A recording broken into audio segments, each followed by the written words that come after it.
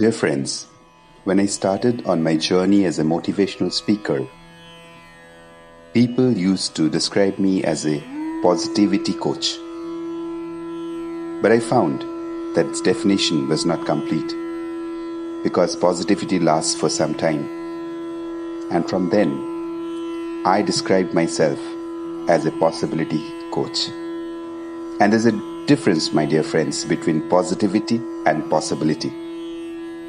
Herein comes a story on the same. The rains failed again that year.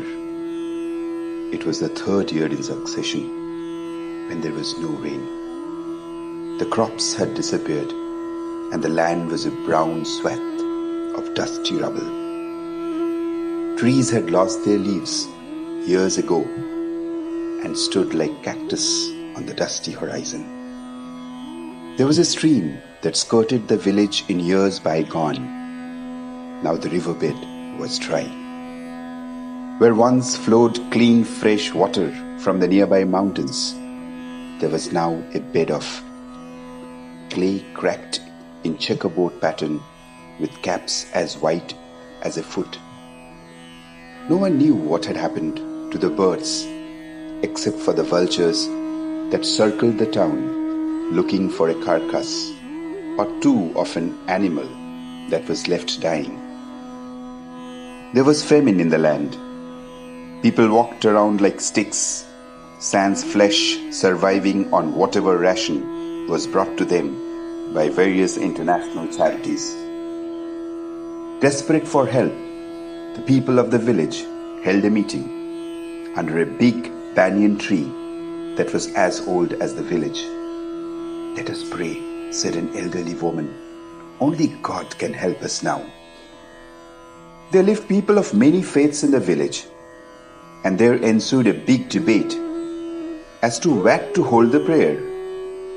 In a church, a mosque, a synagogue, or a temple. There was no consensus. Exhausted, they decided to hold their prayer in the open. In the crack of dawn, it was a full moon night, and the moon shone with its alluring brightness. Amongst the people gathering for prayer, a little girl holding hands with her young brother came running from a nearby village, holding high an umbrella over their heads. Huffing for breath, they stood there, looking up, umbrella still unfurled. The gathered crowd could not but help turn around and wonder what was going on. Some were curious, others were annoyed, and some others even furious as they kept being poked by the spokes of the umbrella. Finally, a curious bystander asked, "Why did you bring the umbrella? Can't you see there is no rain, and we have come here to pray for rain? Only a foolish person would stand on a clear night like this with an open umbrella."